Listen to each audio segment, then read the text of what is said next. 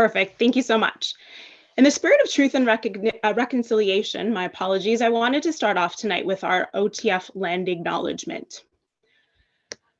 We acknowledge that we are gathered in the ceded and unceded traditional territories of various Indigenous people, and we further recognize our duty to support the achievement of the calls to action stemming from the recommendations of the Truth and Reconciliation Commission of Canada. Today, I come to you from the land of the Haudenosaunee, the Anishinaabe, the Mississaugas of the Credit First Nation, the Mississaugas, and the Wendat. This land is part of the Williams Treaty of 1923. This treaty was one of the last treaties that saw the transfer of over 20,000 square kilometers of land in South Central Ontario to the Crown. In exchange, Indigenous signatories received one-time cash payments. Within this treaty, the Chippewas and the Mississaugas believed that they were guaranteed the right to hunt and fish on the territory, while the federal and provincial governments interpreted the treaty very differently, resulting in legal disputes and negotiations between the three parties about land rights until 2018. For me, this was really important learning, and I strongly encourage you, if you haven't already, to take the time to try and understand a little bit more about the land on which you are currently situated, because we know that without an understanding of the truth that is the history of what we call Canada, there can actually be no reconciliation. So I wanted to say thank you so much for joining us this evening, and I want to turn it over to Michelle and Klara. They're going to be introducing themselves this evening. Thanks, Ariana, and welcome everyone to this evening. We're going to be spending time tonight talking about being, becoming, belonging, equity, and inclusive education in kindergarten. And I'm going to turn it over to Klara. Hi, everybody. I'm actually the one that's going to be sharing my screen for the better part of the session today. So I won't be able to see your beautiful faces or your beautiful black boxes, but I hope to be able to come back at the end to see everybody. Michelle will be watching the chat, and she will be sharing links and also answering any questions you might have in the chat today. We wanted to start off by, of course, welcoming you and letting you know how this webinar came to be. Michelle and I viewed this documentary back in the spring, and it left such a significant mark on us in terms of the reflective practices that the educators had with students and with each other, and really being able to observe and notice and name anti-biased education in action. And we just felt so profoundly moved that we thought that we needed to share this documentary with others. And so our partnership with OTF gave us an opportunity to share this out with you. So we hope that it has just as much of an impact on you as it had on us today. If you would like to share out on social media, the hashtag is OTFFEO. You can also tag OTF at those two, at OTFFEO or at OTF_PD. Michelle and I are both on Twitter. Those are our handles, so feel free to tag us. Please, we ask that you do not take photographs of the presenters or participants during the webinar, nor share any links, videos, or photographs on social media. We are sharing out with you resources during this webinar, as well as part 2 that will be happening in a couple of weeks. Our overview of the day together. We do have 2 sessions. Session 1 today, we will be talking about the first 2 parts of the documentary, Identity and Diversity. And if you're interested to come back for session 2, we are hosting that on December the 9th, and we will be looking at justice and action or activism in the early years related to this documentary. So remember to register for part 2. I think Michelle is going to put that in the link for you. And just to remind you that you can also register for part 2.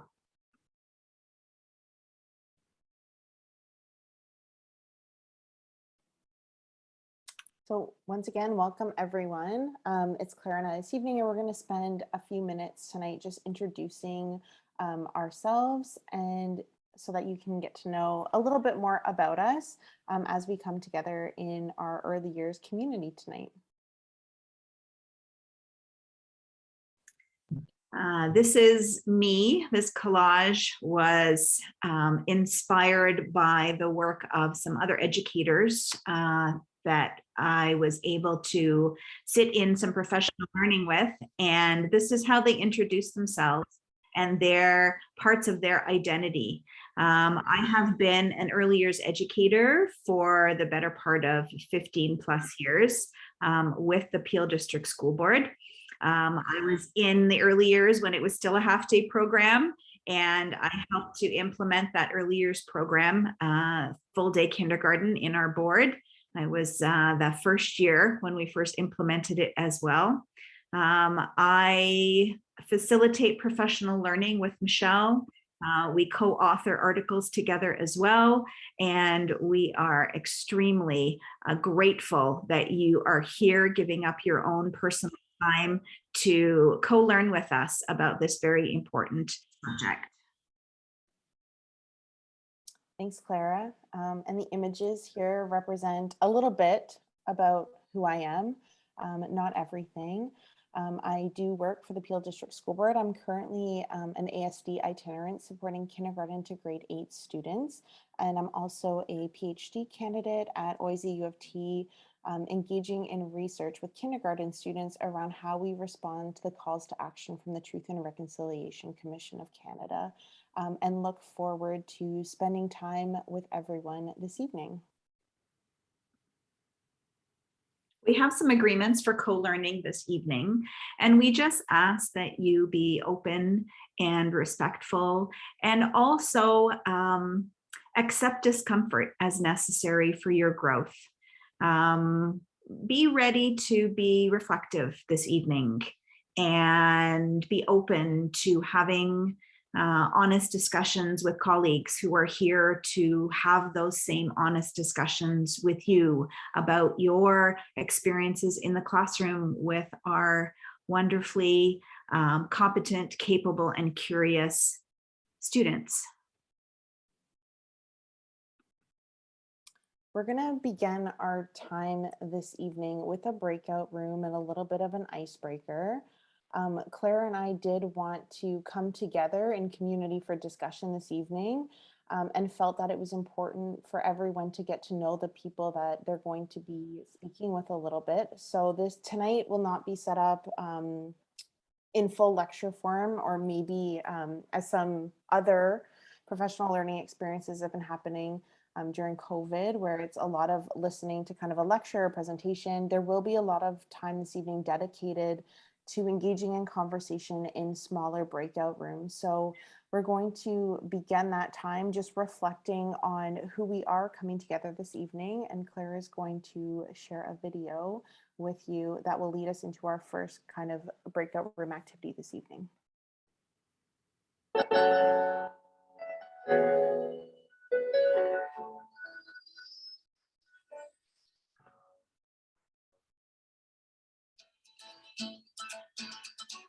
One evening a few years ago, I heard Chimamanda Ngozi Adichie, a Nigerian author, in her lecture, The Danger of a Single Story, talk about how we have many prejudices because we only have one story in our minds about other people. And she described this problem very clearly, and I was very inspired. That night, I just woke up with the whole concept that we need to create a card game, which I know young people and old people love to play. And we need to create a game which will help people to tell more stories about each other. I came to my workplace, to the young people, to my staff, and talked about this idea, and everyone just felt fantastic. We have to create this card game. And that's how More Than a Story was born. More Than One Story is a card game which can be used in any setting by any group of people, and people from all backgrounds, all ages, all religions can gather together, and through playing this simple game, they can really learn to know each other and appreciate each other and build bridges between each other.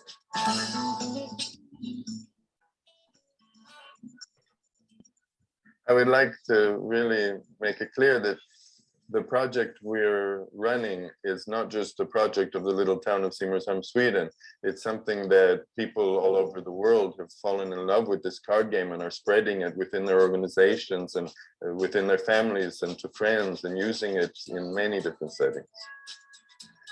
I don't think I will ever stop finding new ideas of ways to work with intercultural understanding, and I imagine meeting all these new people who are working with similar projects will only inspire me to find new ideas together with them. I'm just going to throw a link in the chat to the TED Talk that was referenced. And we are going to be spending time making those connections because, as I mentioned, it will be the same people in your breakout room throughout the evening. Should you require any support or assistance during the breakout rooms, please just use the feature within the breakout room to call one of the facilitators or the moderator into a conversation, or you can private message us if you require your breakout room to be changed for whatever reason. So we do have some questions to get us started this evening, and we'll have about 10 minutes in a breakout room. So the questions are within those breakout rooms. So tell about a place that makes you feel good. Tell about a present that you have given or received. Tell a story about a time you broke a rule. Tell a story about something you own that is special to you, or tell a story about a person that makes you feel good. So I put a link in the chat to a PDF of this slide so that you're able to access the questions in your breakout room. So if one person can please, or if you can try and open that link, just so when you go out into breakout rooms, you still have access to it. And I believe Ariana is going to open those rooms for us now. I will. Just give me 1 second. There's a couple of people who joined, so I'm just making sure. All right, so I will open up those rooms. 10 minutes, and we will be back.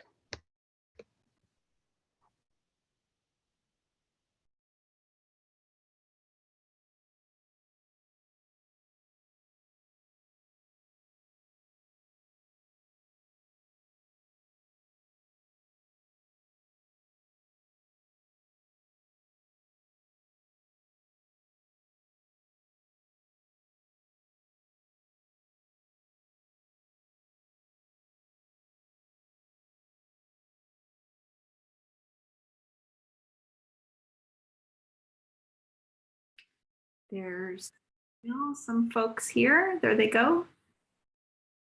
Yeah. Yeah, I just had to move them in manually. My apologies. I'm just moving them manually. Okay.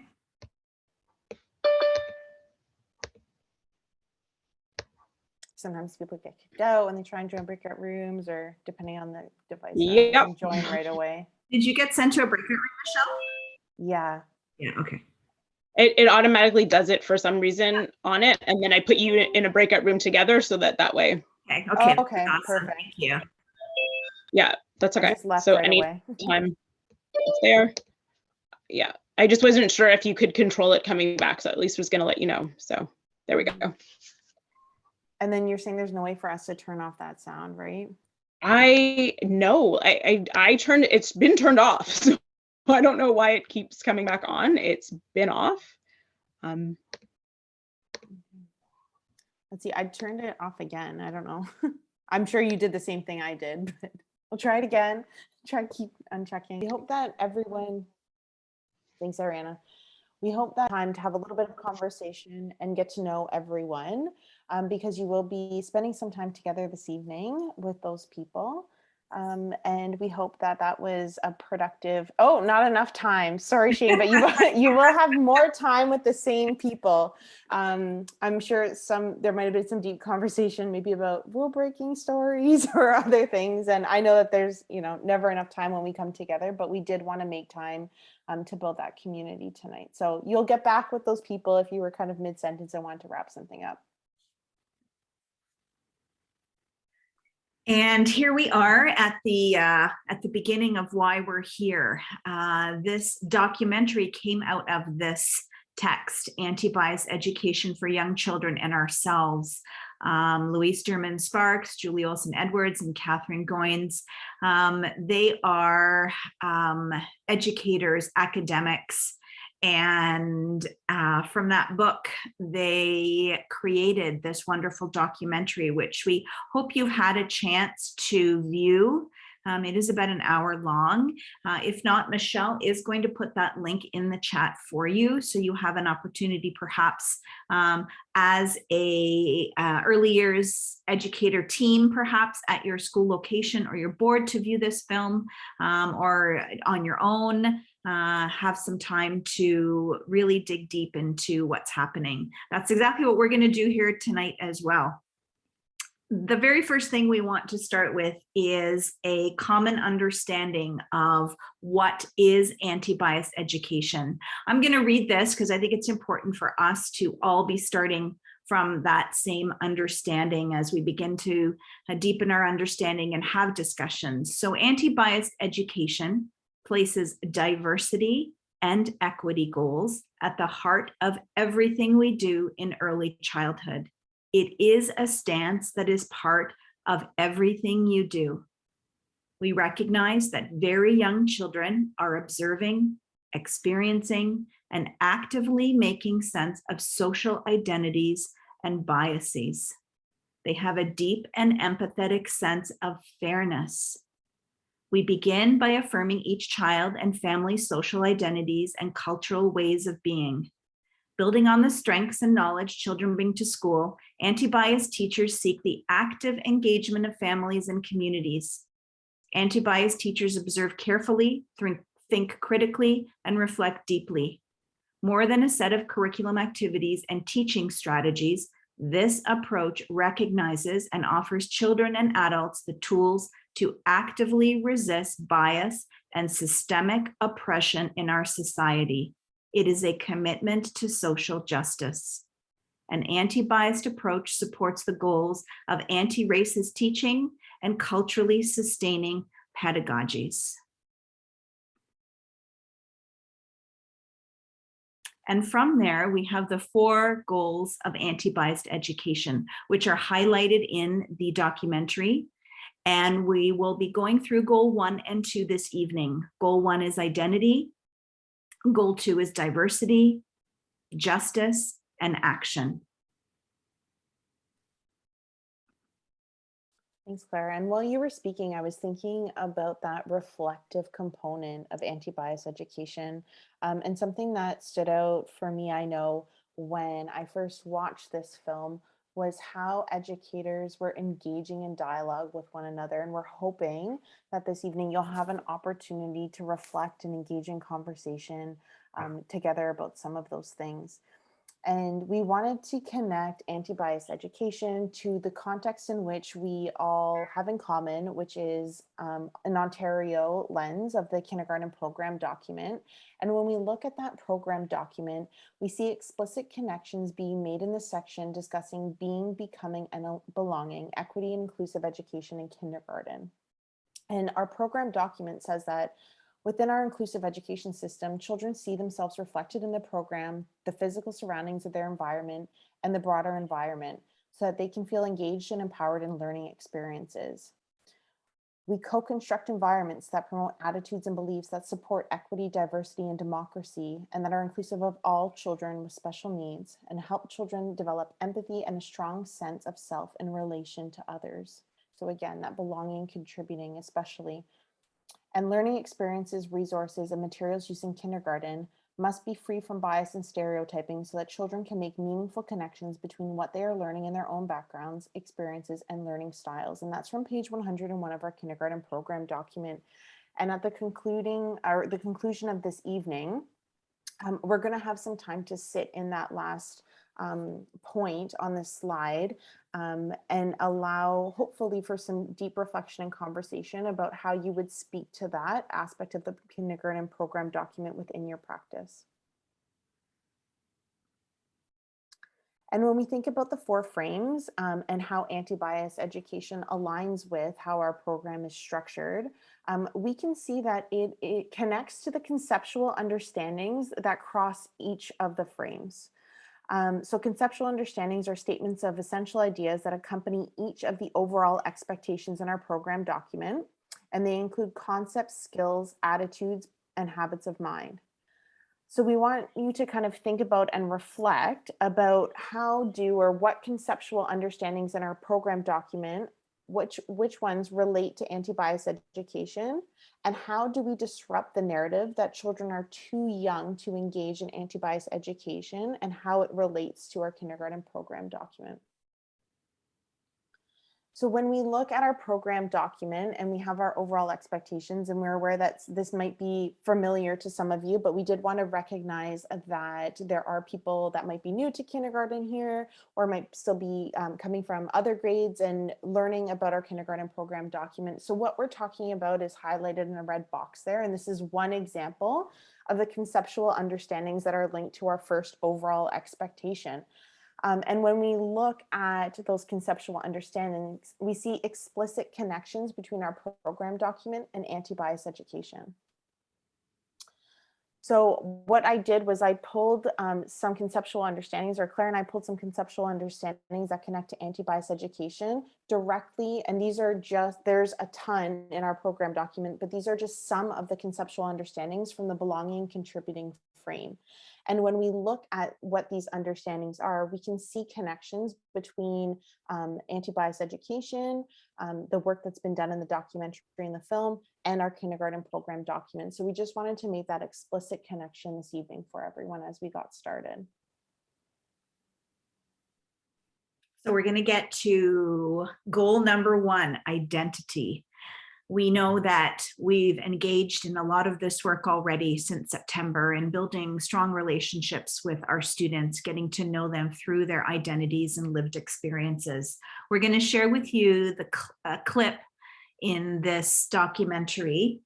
And then we're going to ask you to reflect, have some time to think about the aspects of this piece of the documentary and discuss it in your breakout rooms with the colleagues that you've just had an opportunity to get to know a little bit. So I'm just going to get out of here and go to my, here we go.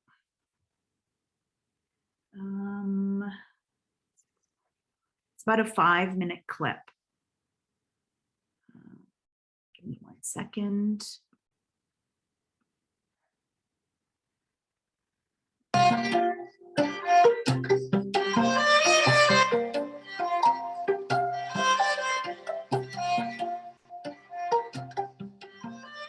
So what do you have in there? Circles? You can draw them in there.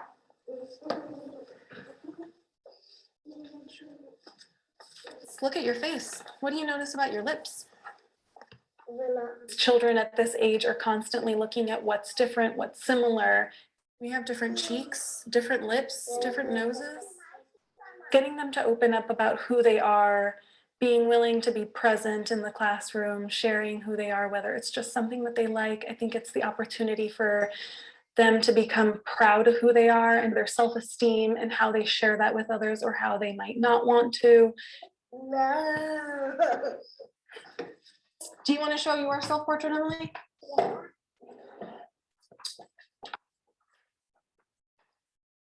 What do you all think? I love it. What was, I noticed that you had added something here. What were those I'm done. on yours? Well, we're going to draw again, hon. They're cheap. Their cheeks. And then I noticed your nose too. Everyone has a different shaped nose on theirs. Mine is down. Yours is down. So you have a triangle going down like this, right? Mine is like a rectangle type. And I notice it's holding up your glasses. What shape is Zara's nose? What shape is your nose, Zara? Heart. Kind of, it does. It has like kind of a heart shape to it. Mine is a little bit round. Yours is a little bit more rounded. Mine is like a rectangle. You feel like yours is a rectangle? Me too. How about yours, Inu? Well, I noticed, look at, do you want to show yours? All right.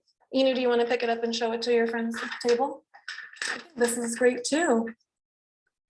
So Inu, one reason that I actually put you and Zara in the self-portrait group together is because both of you had something to say in the last self-portrait that I thought was really interesting. So Zara, last time you were in the studio, told me that, and Davis and Emily, you were in the same group as Zara, so you might remember too, is that Zara had said that when she watches fairy tales, that they don't draw boys with eyelashes. Joyce mentioned to me that she said that when you looked in the mirror that you don't have eyelashes, but Zara was pointing out that boys have eyelashes too. What do you think about that? Yes. What do you think about, do boys have eyelashes? Yeah. Let's look in the mirror. So Davis, do you have eyelashes? Yeah. Well, you can look in the mirror too. I mean, I have eyelashes. Me Yeah. too. Making sure that people are feeling comfortable with themselves comes from you being comfortable being yourself around others. So it's a lot of paralleling that with children and really getting them to show who their authentic selves are, because they're getting to know who they are. And it's really important to really bring that up with confidence. What else can you add? I am done. I'm done. You're feeling done? Let me see. Let's take a look at the mirror. Hair? Check. Eyebrows? Yeah. Let me see. Check. Eyes? Check. Check. Glasses. Check. Lips. Check. Ears. Check. I'm done. You can grab a book, bud. All right. This line was just on accident. I mean, it's totally fine that you drew it that way. That's why, and that's another thing, another reason why we do it more than one time, because just like when we read books, there are times where we see something one time and then the next time we see something totally new. So that's why it's good to give activities a second try. So should we get started on working on our second self-portrait? Yeah. All right, so I'm going to give you a piece of paper now.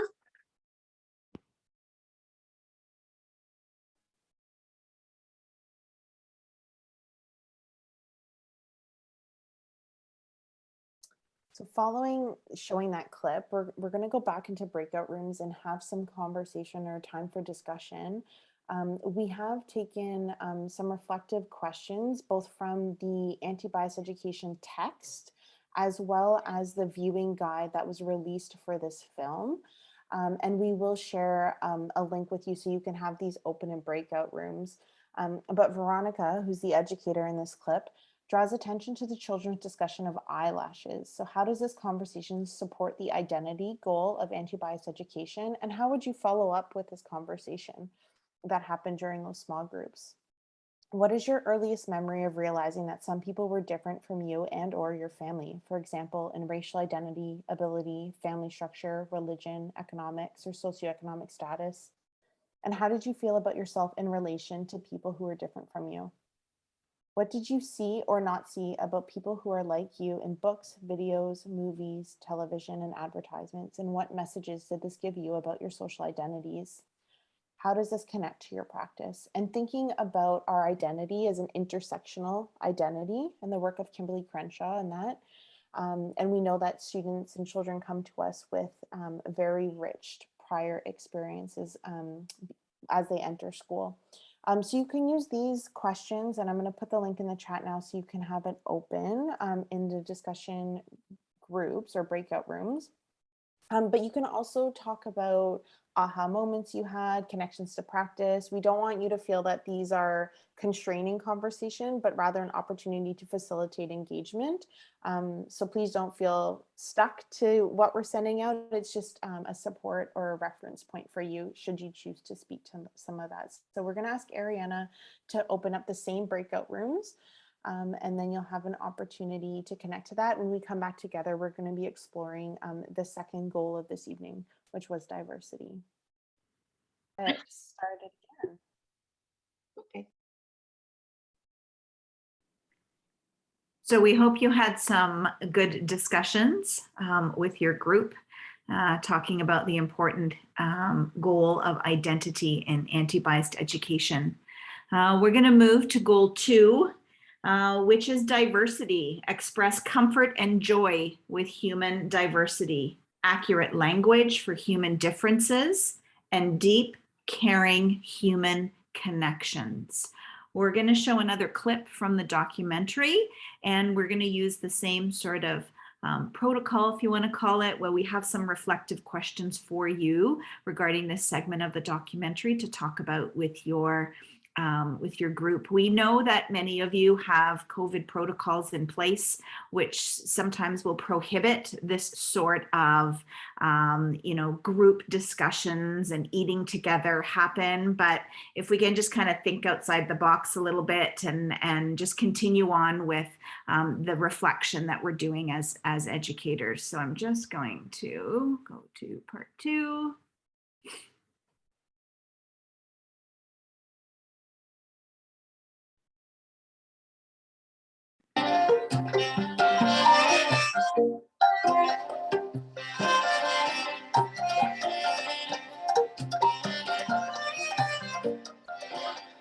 It's always good to bring up conversations about what we eat at home because they love to share what they eat at home and how they make it, especially. Who eats strawberries? Who eats strawberries? Who eats rice? What color is your rice that you eat? I've tried purple rice, brown rice, white rice, and yellow orangey rice. I tried You tried all the colors of rice? Bringing up food conversations as they're eating, they are aware that not everyone eats the same things, not everyone likes the same tastes. Who speaks another language than English at their house? What do you speak at your house, Khaled? Spanish, and what else? English. And English, and what does your yaya speak? Somali, remember? Yeah. What do you speak at your house, Khaled? Do you know what language Khaled speaks at his house? Do you know what he speaks at his house? You speak Somali? Do you speak Oromo?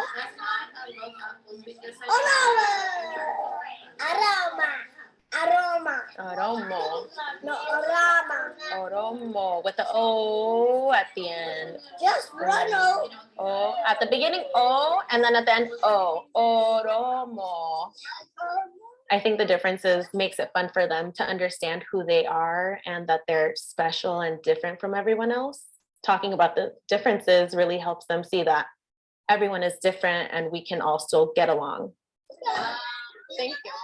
That's what having an anti-bias education creates. It just creates an empathetic human beings who can care for one another and take care of each other instead of just being isolated and kind of caring about themselves. It creates a much more connected community and larger world.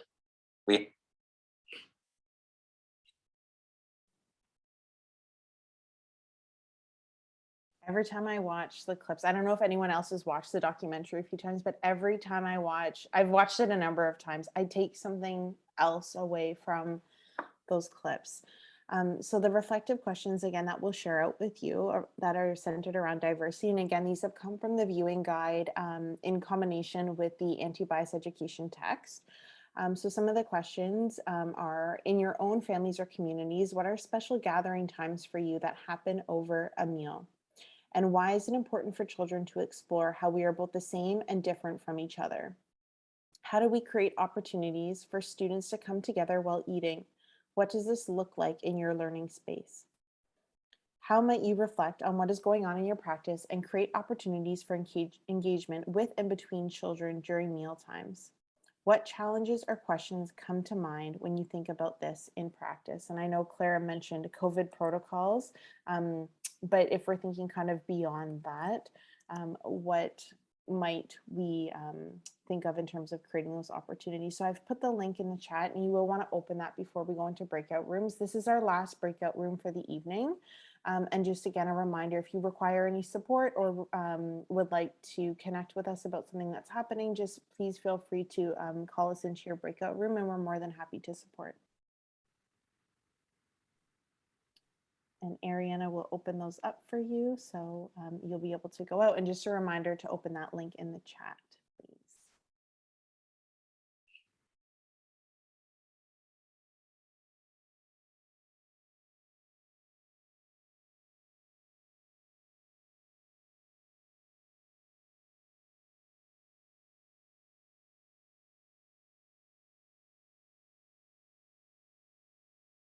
Just a second. I think most people are back, right, Ariana? I think we're good. Good to go. We're good. Everyone's back. Thank you. Awesome. We hope you had some productive conversations where you're able to share and reflect and share successful practices.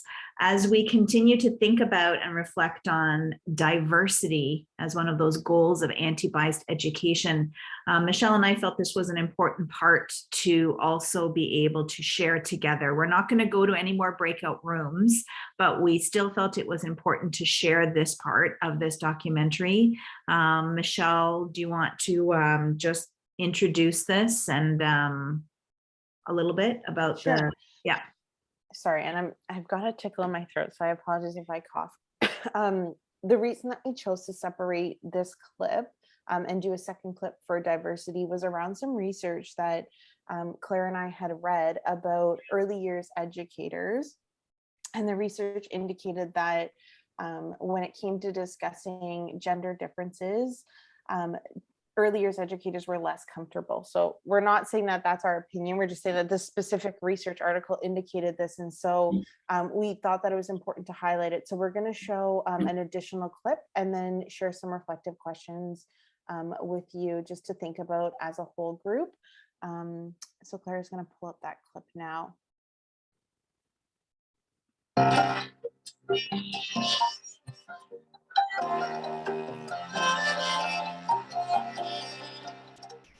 Right away in our classroom, we talk about our 3 rules, which are our feelings need to be safe, our bodies need to be safe, and our materials need to be safe.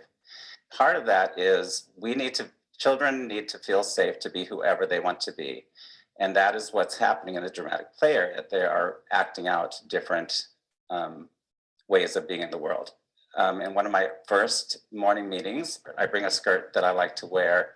I tell the children that, I want to wear the skirt, but I want to make sure that I feel safe wearing a skirt in the classroom. And so I'm just a little bit afraid that someone might laugh or they might feel uncomfortable. So I just want you to know that sometimes I wear a skirt and it's really comfortable. I like it. I like to spin around in it.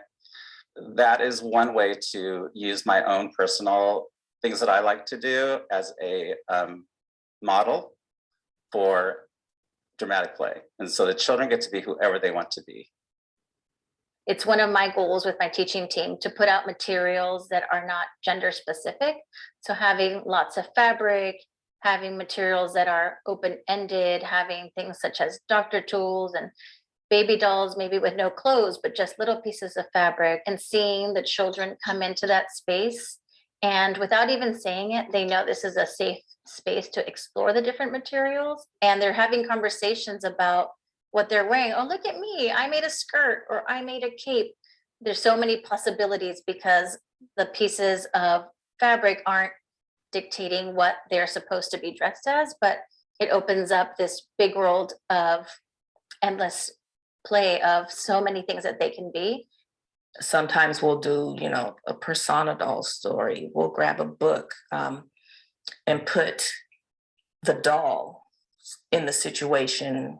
Me and Veronica did one with my doll's Black, her doll's Latina, that they couldn't be friends just because they had 2 different skin tones. And we were asking the friends, is this fair? And they came up with so many solutions of why it's not fair. And it's like, if we just keep talking to them about this, there's that phrase, there's good in everybody. You got to see it. There's things that are different and unique about you. There's different things that are unique and different about other people. We're constantly listening. We're observing what the children are doing. Dramatic play, that's where they're always testing out those theories of the things that they're seeing in day-to-day life. They're playing it out because they want more information on it. They're curious. We've had arguments about can't have two dads, can't have two moms. We had a little boy who said, that's not true because I have two moms. And I mean, he was heated. He really got angry about it. And it's like, why can't you, you know? So we have to talk about things that are like, every family's not the same. You know, some have a mom and a dad, some have two dads, some only have a mom. You know, some friends live with their grandparents or their aunties and uncles. So Huckleberries, today I wanted to introduce you to a new friend in our class. Now this, Huckleberries, is my friend Nash. It's their first day in our class. They're just looking around at all of you, and they're so curious to know who you all are.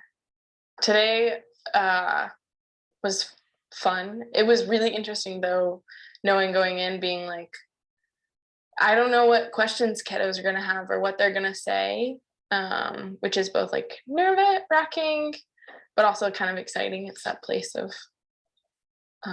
not knowing as a teacher and just being okay with that. And the friend likes to ask the question, are you a boy or a girl? And Nash answers, I'm just a kid. But kids can be boys or They can be boys or girls.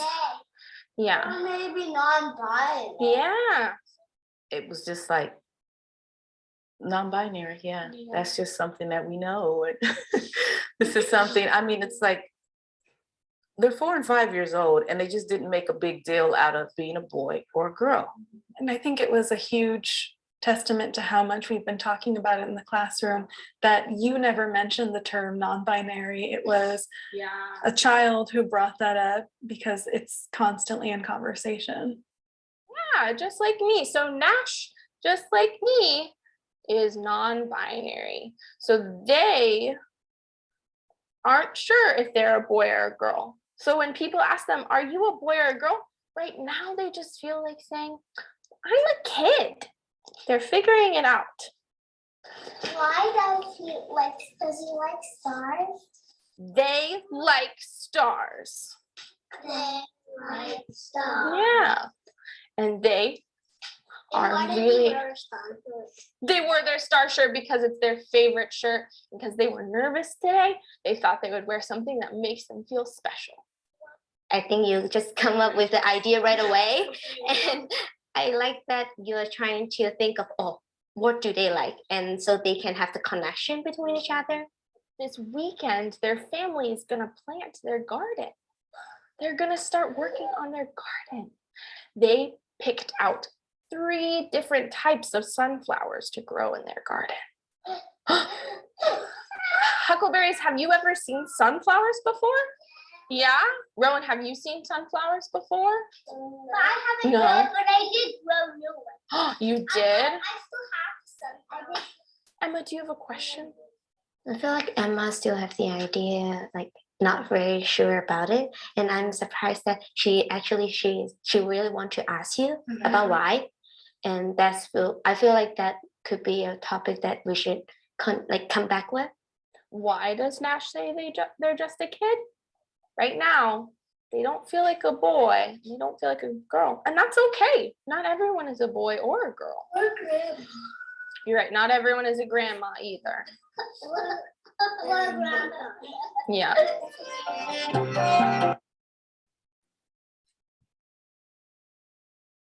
We hope you enjoyed watching that clip, and we'll share some questions just for you to independently kind of reflect on. So what did you notice about how teacher Maddie introduces Nash? And Maddie tells the children that Nash is non-binary and is not sure if they are a boy or a girl. So when people ask, are you a boy or girl? Right now, they just feel like saying, I'm a kid, I'm just figuring it out. So thinking about it, if that moment were to play out in your learning environment or learning space, how would you respond to children's questions? Or what would you do? What would your next move be if they didn't accept that response? And how did the adults in your family divide work and responsibilities? In what ways did educators make distinctions based on the gender binary model of being a boy or a girl? Were there lessons about gender that you learned at home the same or different from those you were learning at school and in other places? So just taking some time to reflect on that. And I know Klara and I have had many rich conversations about our experiences having conversations around gender binaries with children in our practice. We wanted to finish out our day, which is coming to an end very soon, leaving you a little bit of homework. Yes, I said it, homework, for you to reflect on your learning environments as you're going back to your classrooms and your schools tomorrow. And something that you might want to reflect on before we come back together again in 2 weeks. I'm just going to share this story. Do you want to put I'll share the link, Michelle. Already done. Okay, and I'm just going to bring it up and maybe you could just talk about that quickly, Michelle. Perfect. So in the chat, I put a link to a PDF that's from the Antibias Education text, which is a checklist for assessing the visual materials in a learning environment. So it asks you to use a rating scale of not yet, still working on it, or yes, we do this well, to engage with your teaching partner or other educators in your school that might be coming into the learning space to reflect on the materials. And that was kind of that point that I mentioned back at the beginning about how this relates to our kindergarten program document. So this kind of audit of the learning space and the physical materials within the classroom would allow us to start opening up conversations with educators and with children about how we can make our spaces more equitable and inclusive of those that reside within them and the communities that we serve. So we've shared that with you. We hope that you find it helpful in critically reflecting on your space and using it as a point of reference for conversation with others in your building as a nice kind of follow-up. So if you'd like to do it, or if you do it, we ask that you bring it back to the second session. And I'm just going to throw a link in the chat. You do have to register separately for session 1 and session 2 of the series. So next time we come together in December, we will be speaking about the second 2 goals of Antibias Education. So if you do want to come back and spend some time looking at that, we invite you to do so, and you'll want to make sure that you're registered. So I've put the link in the chat for you to do it. You can bring this checklist back if you have taken the time to do it in your practice. And in also thinking about that, we know that this is just the beginning point in coming together in community and conversation. So a lot of the questions that we were speaking about tonight either came from the viewing guide, which is in the upper right hand corner, and I'll throw the link in the chat as well, or from the anti-bias text itself. So within the viewing guide, right at the end, there are some additional considerations of frequently asked questions around anti-bias education. And we thought that if you were to go back to the classroom tomorrow, and what we so often do is, hey, I went to, a professional learning session last night. We spoke about this resource. And it would probably, or from our experiences, open up the gate of many other questions or conversations. So we felt that these considerations were really nice speaking points if you were talking with colleagues or others about what we spoke about tonight. So I'm going to put that in the chat so that you can access that. And hopefully it will continue to spark conversation between now and December. And we hope to see you back in December. Ariana has just a few wrap up kind of things to speak about. But before that, we were hoping that you could just jump into the chat, and we just wanted a little bit of feedback about how you found the conversations tonight with others. So we're going to use a 1 to 5 rating scale. 1 is like the breakout rooms were not helpful at all, and 5 being I really liked that. We had a great conversation, just keep moving forward with that. So if you could just go into the chat and throw us like a 1 to 5 about how you found that experience, we would appreciate it. It would just help us plan for next session as well, about how we would come back together. And Klara, I know you're sharing your screen so you can't see, but it's pretty much all 5s and 4s. Oh, great. With a little bit more time requested. So Yes. And that's what we wanted. I find that what I've missed most during professional learning, it's been great. Zoom has allowed us to come together and attend a lot after school from home and manage all of those things. But I really miss being able to engage in conversation with other people and those outside of the school that I work in. So that's what we were really striving for that together. So we'll turn it over to Ariana. And if you have any questions in the chat, you can feel free to keep putting them in our comments and we'll kind of reply as we can. All right, so I wanted to say that was incredible. So thank you so much, Michelle and Klara, for the opportunity to learn as well as to be able to reflect and clearly have some rich conversations inside of the breakout rooms around equity and inclusive education in kindergarten. If you can go to the next slide.